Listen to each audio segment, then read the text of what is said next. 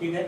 तो मल्टीप्लिकेशन में इससे भी पहले, मल्टीप्लिकेशन से पहले ये कि मैट्रिक्स में किसी भी हम स्केलर नंबर से मल्टीप्लाई कर सकते हैं। तो देखो अभी हम जब आगे पढ़ेंगे डिटर्मिनेंट, तो उसमें क्या होता है कि जब हम किसी स्केलर से मल्टीप्लाई करेंगे, जैसे मैं ऐसा बोलना चाह रहा हूँ कि सपोज करो हमारे पास कोई एक मैट्रिक्स है 2 3, ठीक है, और 4, और यहाँ से बोल सकता हूँ कुछ भी 6, ये एक हमारे पास मैट्रिक्स है।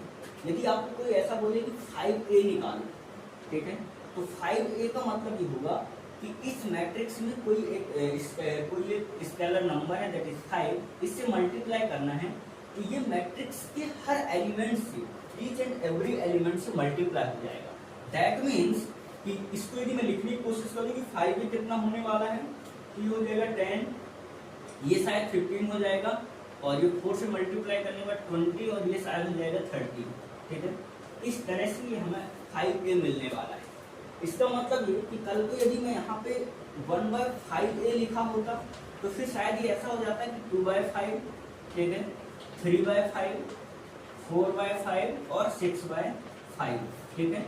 इस तरह से बातें हमें मिल जाती है इस तरह में। तो इसको हम कहते हैं, इसका टॉपिक हम यदि बोलने की कोशिश करें, यदि इसका टॉपिक बोलें तो इसको हम कहते हैं स्केलर मल्टीप्लिकेशन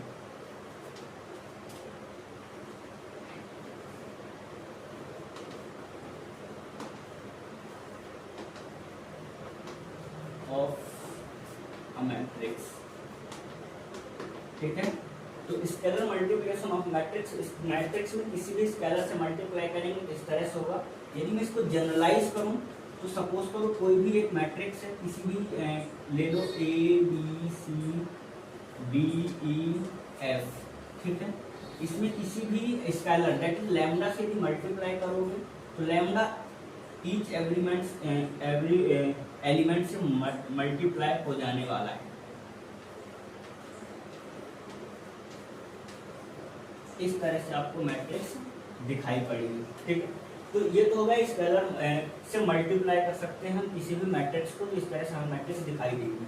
अब हम बात करने जा रहे हैं इसमें कि देखो एक चीज और, इसकी कुछ प्रॉपर्टी वगैरह ऐसा लिखा रहता है, जबरदस्ती की प्रॉपर्टी है, बट फिर भी एक बार देख लेते हैं। हाँ, मैं बता ये रहा था कि यदि अभी ये तो मैट्रिक्स, यदि कल को हम डिटर्मिनेंट की बात करेंगे और किसी भी स्केलर से मल्टीप्लाई करेंगे डिटर्मिनेंट में, तो ऐसे केस में वो किसी एक रो या एक ही कॉलम से मल्टीप्लाई होगा। In case of determinant, matrix के केस में सारे के सारे एलिमेंट से मल्टीप्लाई होगा, और डिटर्मिनेंट के केस में किसी एक ही रो या एक ही कॉलम के एलिमेंट से मल्टीप्लाई होगा। एक्चुअली हम आगे हम देखेंगे, बट कंफ्यूज नहीं होना, ठीक है। हाँ, अब हम आगे बात ये कर रहे हैं कि कुछ जबरदस्ती की प्रॉपर्टीज वगैरह लिख देता है एनसीईआरटी और किसी बुक में। वो प्रॉपर्टीज क्या है कि इस तरह से प्रॉपर्टी कि मान लो, है ना, क्या मान लो कोई लैम्डा है आपका, इसमें यदि a प्लस b है, ठीक है, फिर ये सेम बात है, चाहे आप लोग ऐसा करो कि इस लैम्डा से पहले a में मल्टीप्लाई कर लो और b में मल्टीप्लाई करके ऐड कर दो, जबरदस्ती की बात है, ठीक है, तो इससे कोई फर्क नहीं पड़ना है। दूसरी बात ये, दूसरी प्रॉपर्टी ऐसा भी कई बार लिखा रहता है कि मान लो कोई दो स्केलर है, जैसे मान लो एक लैम्डा मान लो a और दूसरा मान लो k, ये भी a से मल्टीप्लाई है, तो ऐसा कर लो ना, इन दोनों को पहले ऐड कर दो, k प्लस लैम्डा, एक नया स्केलर तैयार हो जाएगा, और इसको a से मल्टीप्लाई कर दो। तो इस तरह से लिखा रहता है, जबरदस्ती की प्रॉपर्टी है, ठीक है। अच्छा, इसको जनरलाइज भी कर सकते हैं, lambda k l m n in तक कुछ भी हो सकता है, कोई दिक्कत नहीं, ठीक है। यहाँ पर भी कोई कितने भी मैट्रिसेस हो सकती हैं, इनको ऐड कर लो, a b c d, ये सारी मैट्रिसेस को ऐड करके फिर किसी स्केलर से मल्टीप्लाई कर दो, सेम बात है, ठीक है। तो इस तरह की कोई जबरदस्ती की बातें लिखी रहती हैं, ठीक है, परेशान होने की जरूरत नहीं है। हमारा मेन टॉपिक यहाँ पे है मैट्रिक्स का मल्टीप्लिकेशन, डिस्कस करते हैं, मोस्ट इंपॉर्टेंट टॉपिक है, ठीक है। वैसे ये कैसे आता है और कैसे करते हैं, ये तो हम एक्चुअली थोड़ा सा फील दिलाते हैं ऑफलाइन वगैरह में, बट अभी हम यहाँ पे ये सीखना चाह रहे हैं जो रेगुलर क्लासेस होती हैं उसमें, बट यहाँ पे मैं सिर्फ अभी इतना सिखाने की कोशिश कर रहा हूँ कि ये हम मल्टीप्लाई करते कैसे हैं, बस इतना सीख लो, ठीक है, ताकि हमारा काम हो जाए, है ना। तो सबसे पहली बात ये कि जब भी कभी कोई दो मैट्रिक्स हैं हमारे पास, देखो ध्यान से, अभी मैं बस ऐसे ही ले रहा हूँ 2 3, ठीक है, और 4 यहाँ से आ जाएगा 3 2 1। इसका ऑर्डर है 2 क्रॉस 3, ठीक है। दूसरी मैट्रिक्स मैं लेने जा रहा हूँ 2 3 1 4 5 3 4 1 और 6। इस तरह से मैं मैट्रिक्स ले लिया। इसका जो ऑर्डर है ये है 3 क्रॉस 3, ठीक है। अब देखो ध्यान देने वाली बात यहाँ पे ये है कि सबसे पहली बात, मोस्ट इंपॉर्टेंट पॉइंट, मैं डायरेक्ट एग्जांपल समझाने की कोशिश कर रहा हूँ। मैट्रिक्स का मल्टीप्लिकेशन तभी डिफाइन होगा जब आप लोग क्या चेक करो कि देखो सबसे पहली बात ऑर्डर यदि हमारे पास ए मैट्रिक्स है, इसका ऑर्डर चेक किया 2 क्रॉस 3, इसका ऑर्डर चेक किया 3 क्रॉस 3, तो बस इतना देखो इन दोनों की पूछ से मिला दो, ठीक है, इसका पूछ और इसका सर।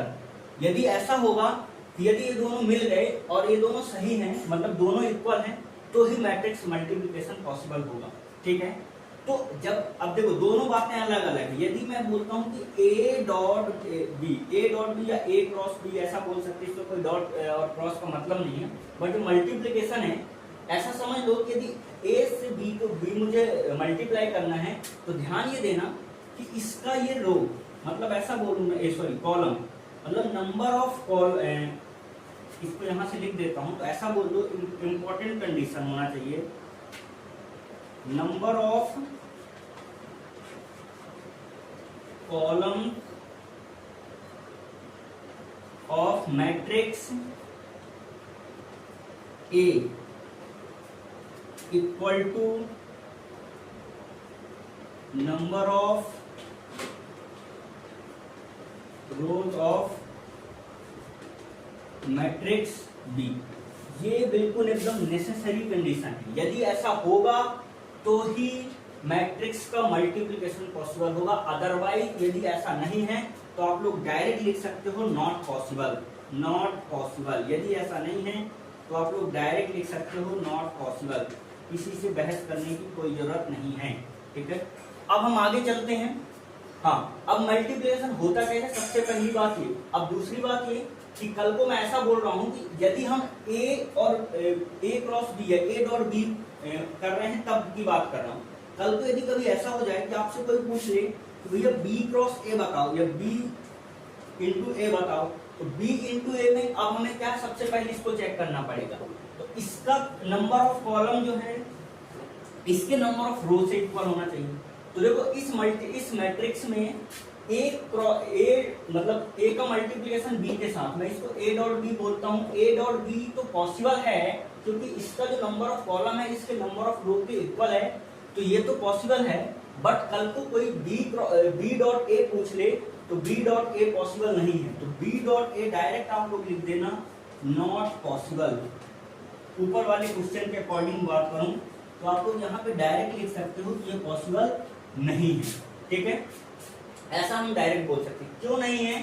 क्योंकि ये वाली हमारी जो कंडीशन है, ये कंडीशन, इसमें बिल्कुल 2000 का नोट लगा लो, आज तक देखने को नहीं मिलता इतना इंपॉर्टेंट, ठीक है। तो इसमें इसको ऐसा बिल्कुल मान लो कि ये वाली कंडीशन फुलफिल होगी तभी ये पॉसिबल होगा, ठीक है। अब हम आगे चलते हैं। अब ये तो सब बात हो गई कि कब पॉसिबल है और कब पॉसिबल नहीं है। अब ठीक है भैया, पॉसिबल तो हो गया, बताओ तो करते कैसे, तो आओ वो भी देख लेते हैं।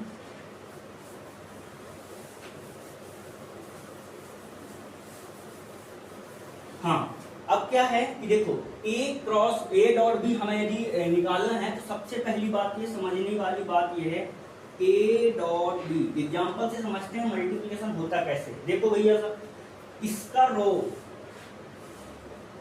जो है इसके कॉलम से आके इसका जो ये वाला रो है इसके फर्स्ट कॉलम से आके लड़ेगा, ठीक है। फिर क्या इसी तरह से हम बात करेंगे, वो फर्स्ट एलिमेंट बनेगा। इस तरह से देखो जरा ध्यान से, ऐसे देखो 2 इंटू 2 ये इससे मल्टीप्लाई होगा, ये वाला एलिमेंट इससे मल्टीप्लाई होगा, ये एलिमेंट इससे मल्टीप्लाई होगा, और वो फर्स्ट एलिमेंट की जगह लिखा जाएगा। मतलब क्या है, देखो जरा ध्यान से, बहुत इंपॉर्टेंट है, पूरे मैट्रिक्स में सिर्फ यही सीखने वाली बात है। देखो 2 इंटू 2 प्लस फर्स्ट एलिमेंट ही चल रहा है अभी, अगला बात क्या आएगा 3 इंटू 1, अगली बात क्या आने वाली है 4 इंटू में 5, ये फर्स्ट एलिमेंट है, पूरा ऐड करके जो लिखा जाएगा। उसके बाद अब हम सेकंड एलिमेंट की बात करते हैं। तो सेकंड एलिमेंट क्या आएगा, इसका सेकंड रो, सॉरी इसी का फर्स्ट रो और इसका सेकंड कॉलम, इस तरह से बात करेंगे। तो ये क्या आने वाला है, देखो फिर आ जाओ आगे, 2 इंटू 3, उसके बाद प्लस 3 इंटू 4, उसके बाद 4 इंटू में 3, इस तरह से बनेगा। अब अगला एलिमेंट कौन सा आएगा, अभी रो यही चल रहा है, कॉलम थर्ड, ठीक है, रो फर्स्ट कॉलम थर्ड, ध्यान रखना, सुनो, ये आ जाएगा क्या 2 इंटू में 4, ठीक है, प्लस 3 इंटू में 1 प्लस 4 इंटू में 6। समझ में आ गया क्या? तो सबसे पहली बात ये कि जो हमारे पास रिजल्टेंट मैट्रिक्स है, रिजल्टेंट मैट्रिक्स का यदि हमें रो 1 भरना है, रो 1, तो हमारे पास जो फर्स्ट मैट्रिक्स है उसका रो 1 ही काम करेगा, ठीक है। अब फर्स्ट एलिमेंट तो इसका फर्स्ट कॉलम, सेकंड एलिमेंट इसका सेकंड कॉलम, थर्ड एलिमेंट इसका थर्ड कॉलम, ठीक है। अब नेक्स्ट में आ जाओ, नेक्स्ट में क्या है, अब आते हैं हम लोग नेक्स्ट रो की ओर। जो नेक्स्ट, अब रिजल्टेंट एलिमेंट का नेक्स्ट रो मतलब सेकंड रो आएगा, तो हमारे पास जो फर्स्ट एलिमेंट है उसका सेकंड रो वर्क करेगा। सेकंड रो, तो सेकंड रो में यहाँ पे एलिमेंट आएगा, उसका फर्स्ट कॉलम, सेकंड इसका सेकंड रो, फर्स्ट कॉलम तो first element, second row second column तो सेकंड रो का second element, second row third column तो सेकंड रो का थर्ड एलिमेंट, ठीक है। आ जाओ 3 क्रॉस 2, उसके बाद 2 क्रॉस 1, उसके बाद 1 क्रॉस 5। आगे आते हैं सेकंड एलिमेंट में, सेकंड एलिमेंट इसका सेकंड रो तो चल ही रहा है, उसका second column 3 cross 3 plus 2 cross 4 plus 1 cross 3। इधर आ जाओ 3 क्रॉस 4 प्लस 2 क्रॉस 1 प्लस, सही लिख रहा हूं ना, हाँ, 1 क्रॉस 6, ठीक। अब देखो जरा ध्यान से, अब क्या लिखा हुआ है, इधर आ जाए, है ना। देखो ये तो हो जाएगा 4, अब डायरेक्ट लिख रहा हूँ, इतना समझदार हो, हम पहली दूसरी में शायद मल्टीप्लिकेशन एडिशन सीख लेते हैं, तो इतना मान के चल रहा हूँ आप लोग को आता होगा। तो देखो 2 इंटू 2 4 और 3 और ये हुआ 20 शायद, है ना। तो 4 और 20 शायद 24 होता है, और उसमें 3 ऐड करोगे तो शायद 27 आएगा, ठीक है, एक बार चेक कर लेना। आगे चलते हैं हम लोग, ये होते हैं 6, ये 12 लिखा है, तो 6 और 12 शायद 18 होता है, और इसमें भी 12 लिखा हुआ है, तो शायद इसमें ऐड करोगे तो 30 हो जाएगा, ठीक है। तो सेकंड एलिमेंट आ गया 30। उसके बाद ये लिखा हुआ है 8, और ये लिखा हुआ है कितना 24, तो यहाँ से हो गया कितना 32 और 3 शायद 35 होता है, ठीक है। उसके बाद इधर आ जाओ, है ना, इधर लिखा हुआ है 6 और इधर लिखा हुआ है 2, 8 और इधर लिखा हुआ 5, दैट मीन्स 13, हाँ सही लिखा। उसके बाद है 9 और 8, ठीक है, और उसके बाद यहाँ पे 3 लिखा हुआ है, ठीक है। तो ये शायद हो जाएगा कितना, ठीक है। तो हम मल्टीप्लाई कर रहे थे, तो देखो 27 यहाँ पे, 30 यहाँ पे आएगा, है ना। इनका हम लोग ने जैसे ही ऐड किया तो यहाँ पे 35 है, ये शायद 13 निकल के आया था, क्योंकि ये 6 और 2 8, मतलब 8 और 5 13, यहाँ से निकल के आ गया 9, और ये हो जाएगा 8 17 और 3 20, और यहाँ से आ जाएगा 12, और ये हो गया 8, दैट मीन्स 20, ठीक है। तो इस तरह से हमारे पास मैट्रिक्स निकल करके आ गई, है ना। तो ये हमारे पास हो गई A.B वाली मैट्रिक्स, ठीक है। B.A not possible, B.A not possible, direct यहाँ पे लिख दो। अब देखो इंपॉर्टेंट बात क्या है यहाँ पे नोट करने वाली बात क्या है कि हमारे पास मैट्रिक्स एक मैट्रिक्स थी ए जो जिसका ऑर्डर था 2 क्रॉस 3, दूसरी मैट्रिक्स से बी जिसका ऑर्डर है 3 क्रॉस 3। ठीक है, हमने क्या देखा कि इसका पूछ मिलाया इसके मुंह से। ठीक है, मतलब यदि ये दोनों बात मिल गए, मतलब इसका नंबर ऑफ कॉलम इसके नंबर ऑफ रोज के इक्वल हो गए तो मैट्रिक्स पॉसिबल होगा, यही नेसेसरी कंडीशन है। ठीक है, अब दूसरी बात, जो हमारे पास रिजल्टेंट मैट्रिक्स आएगी उसकी खूबसूरती देखो। उसकी खूबसूरती ये है कि उसका जो ऑर्डर होगा ना, जो इसका रो था और जो इसका कॉलम था, इस ऑर्डर की मैट्रिक्स बनेगी। देख लो यहाँ पे रिजल्टेंट, इसका जो ऑर्डर निकल के आया है वो आया है 2 क्रॉस 3। ठीक है, तो इस तरह से मैट्रिक्स बनने वाली है। ठीक है, तो ये हो गया ओवरऑल मैट्रिक्स का मल्टीप्लिकेशन। अब ऐसे कुछ सड़े सड़े क्वेश्चन एकदम बेसिक चिल्लर छाप क्वेश्चन हमारे एनसीईआरटी में होंगे जो कि आप लोग को बनाने हैं, वो 3.2 में ही है। ठीक है, तो एडिशन के बाद फिर कुछ मल्टीप्लिकेशन के भी क्वेश्चन होंगे जो कि आप लोग को बना लेने हैं। अब जबरदस्ती को लोग इसको एनसीईआरटी वगैरह जो पढ़ते हैं वो जबरदस्ती को इसमें फंसाने के लिए कहीं एसोसिएटिव लॉ, डिस्ट्रीब्यूटिव लॉ इसमें भी लगा देते हैं। कुछ नहीं है, सब बकवास है। ठीक है, वेरिफिकेशन खुद से करोगे, बस मैं बता देता हूँ। ठीक है, वेरिफिकेशन कैसे करोगे वो भी बता देंगे, है ना। सुनो, अब सबसे पहली बात इसमें जबरदस्ती आप लोग लिख लेना प्रॉपर्टीज ऑफ मैट्रिक्स मल्टीप्लिकेशन। क्या क्या प्रॉपर्टीज हैं जबरदस्ती को लोगों ने लिखा है, एसोसिएटिव लॉ बना दिया है कंफ्यूज करने के लिए। ठीक, अब ये क्या है, ये है कि ऐसा होता है कि कल को आप लोग ए बी और सी, आपके पास मान लो सपोज करो 3 मैट्रिक्स है। ए मतलब ऐसा बोल रहा हूँ मैं कि पहले बी डॉट सी करो, बी डॉट सी करने के बाद ए से मल्टीप्लाई करो, ये सेम एज होगा ए डॉट बी करने के बाद और सी बाद में सी से मल्टीप्लाई करने के बाद। अब देखो ये बात अंडरस्टूड है, ये कोई मेरे को ये नहीं बोलेगा कि ये कैसे आपने लिख दिया, ये मैं इस तरह से लिख दिया। मैं ये मान के चल रहा हूँ कि बी डॉट सी पॉसिबल है, जब उसका रिजल्टेंट निकल के आएगा उसका जो भी ऑर्डर होगा उससे ए पॉसिबल है। वो कैसे निकल के आएगा, उसका ऑर्डर कैसे चेक करते हैं ये मैं बता रहा हूँ। देखो सपोज करो कि यदि मान लो ये जो भी इसका ऑर्डर होगा, ठीक है, इसका जो भी ऑर्डर होगा मान लो जैसे 2 क्रॉस 1 होगा तो इसका भी ये 1 क्रॉस कुछ भी हो सकता है, 1 क्रॉस 3 चलेगा क्योंकि इन दोनों के इक्वल होना पड़ेगा। तो मान लो यदि 1 क्रॉस 3 का हुआ तो इसका जो रिजल्टेंट निकल के आएगा वो 2 क्रॉस 3 निकल के आएगा।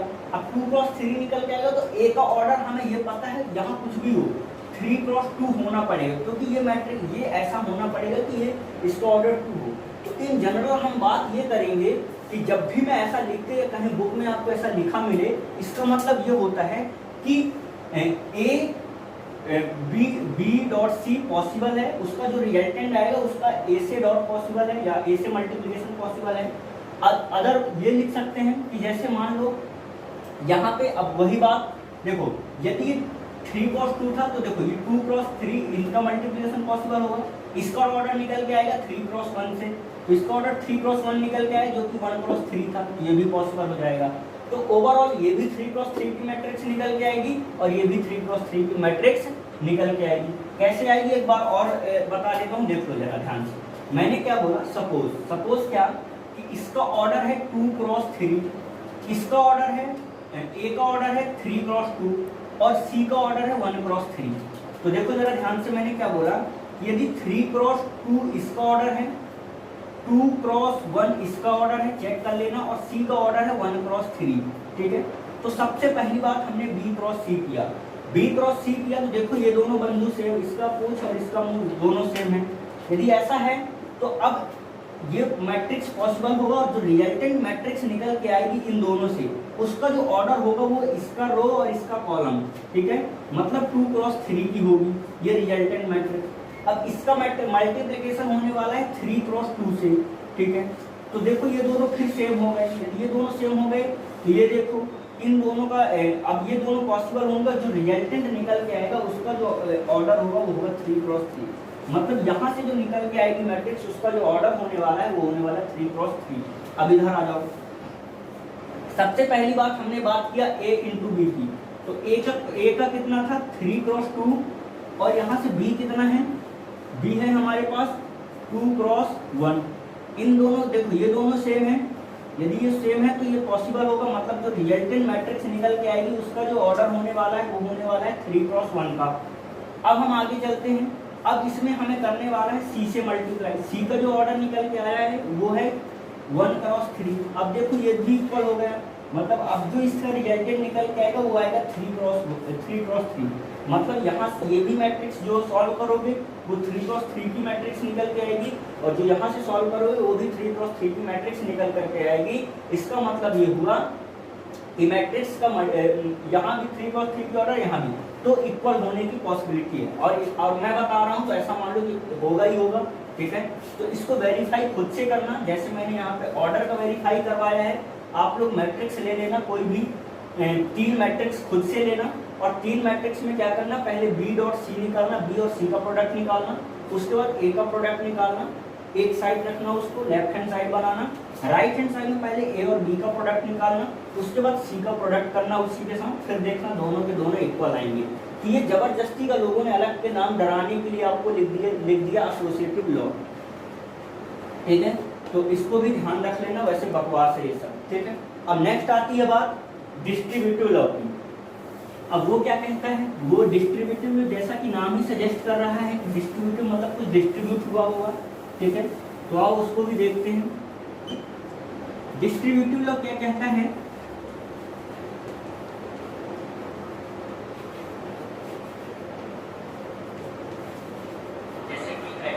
है ना। डिस्ट्रीब्यूटिव लॉ क्या कहता है इसको भी समझ लेते हैं। ये कह रहा है हमसे कि देखो भाई, ऐसा है कि कल को यदि ए मैट्रिक्स है और इसको आप बी प्लस सी कोई 3 मैट्रिक्स है, ऐसा कर रहे हो आप कि ए का प्रोडक्ट कर रहे हो, है ना, बी और सी को ऐड करने के बाद, ठीक है। तो ऑब्वियस सी बात है कल को क्या हो जाएगा, आप इसमें कोई दिक्कत नहीं है, ए और बी का मल्टीप्लाई कर लो प्लस ए और सी का मल्टीप्लाई करके फिर ऐड कर लो, तो दोनों सेम बात है। इसी को जबरदस्ती को लोगों ने डिस्ट्रीब्यूटिव बोल दिया कि देखो ये अलग अलग करके डिस्ट्रीब्यूट हो गया, इस तरह से नाम लोगों ने सजेस्ट कर दिया नाम, ठीक है।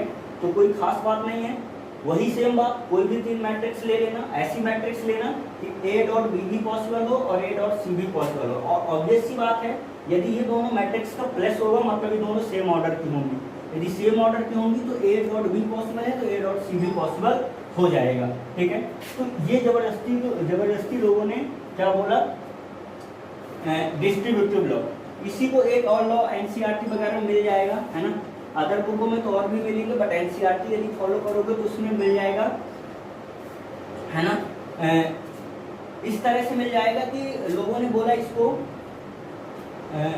एग्जिस्टेंस ऑफ आइडेंटिटी, है ना। एग्जिस्टेंस ऑफ आइडेंटिटी का मतलब ये है कि जैसे देखो रियल में हम क्या बात करते हैं कि यदि 5 में 1 से मल्टीप्लाई करेंगे तो ये 5 ही रहेगा, ठीक है।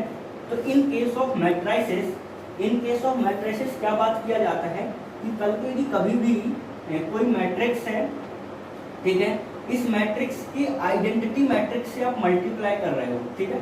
हाँ, ये बात ध्यान रखना कि ये पॉसिबल होना चाहिए, ठीक है। यदि आइडेंटिटी मैट्रिक्स से मल्टीप्लाई कर रहे हो या फिर ये ऐसा मल्टीप्लाई कर रहे हो, ठीक है, तो ये बात क्या हो जाती है, ये बात हो जाती है कि ये दोनों बात सेम रहती है, ये जैसा कि ये ऐसा होता है, ठीक है। हाँ, ध्यान ये रखना कि ये जो आइडेंटिटी मैट्रिक्स है, यदि ए स्क्वायर मैट्रिक्स है तो सेम ऑर्डर की आइडेंटिटी मैट्रिक्स होना चाहिए जिस ऑर्डर का ए स्क्वायर मैट्रिक्स होगा, ठीक है। अब हम क्या बात करना जा रहे थे, तो ये तो जबरदस्ती की कुछ प्रॉपर्टीज हो गई, ठीक है। अब जो इसी में एक इम्पॉर्टेंट बात है वो ये है कि अभी तक हमने क्या सीखा कि देखो ए डॉट बी पॉसिबल है तो जरूरी नहीं है कि बी डॉट ए पॉसिबल हो, ये हमने फर्स्ट एग्जांपल से ही सीख लिया है, ठीक है। पर यदि कभी ऐसा हो जाए, किसी जबरदस्ती के केस में ऐसा हो जाए, क्या हो जाए,